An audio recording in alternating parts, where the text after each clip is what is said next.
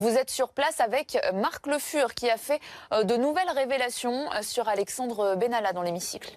Oh oui, une révélation choc qui a même provoqué une suspension de séance à l'Assemblée et depuis les députés n'ont toujours pas repris les débats. Bonjour Marc Le Fur. Bonjour. Vous nous révélez ce document. Montrez-nous, qu'est-ce que ce document?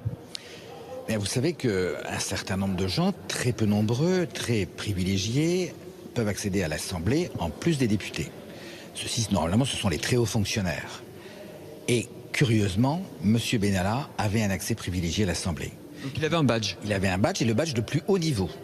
L'équivalent du badge du directeur de cabinet ou de la directrice de cabinet du président de l'Assemblée.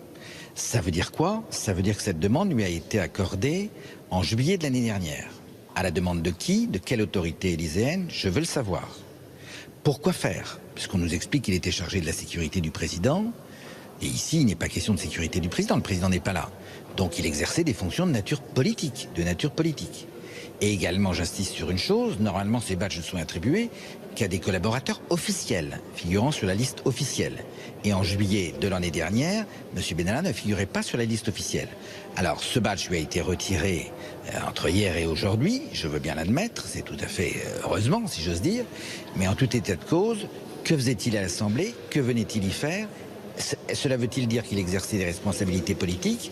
Nous sommes devant quelque chose qui n'est pas un fait divers, mais qui est la révélation d'un système. On voit bien ce badge, Sébastien Ginac va le montrer. On voit la photo d'Alexandre Benalla. On voit également le nom. La nature du badge, H, c'est-à-dire le badge le plus important, celui qui ouvre le plus de portes. H comme hémicycle, c'est ça? Il rentre dans l'hémicycle. Il peut rentrer dans l'hémicycle. Sur ce que nous appelons, nous, l'espace sacré, le périmètre sacré. Et puis également les dates d'attribution, les dates de retrait. Les dates de retrait au 21 juillet 2018, donc aujourd'hui. Vous avez une réponse de François de Rugy, le président de l'Assemblée, dans l'hémicycle.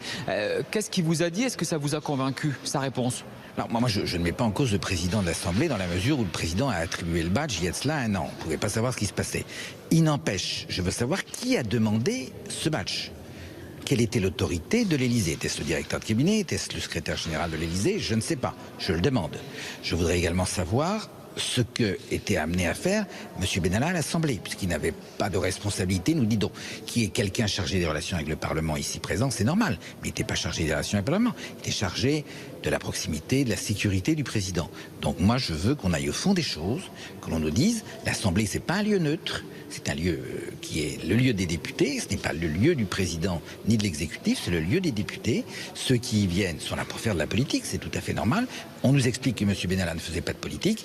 Ce document confirme que M. Benalla faisait de la politique. Merci beaucoup d'avoir été notre invité sur BFM TV. Donc un rebondissement de plus, un nouveau rebondissement dans cette affaire Benalla.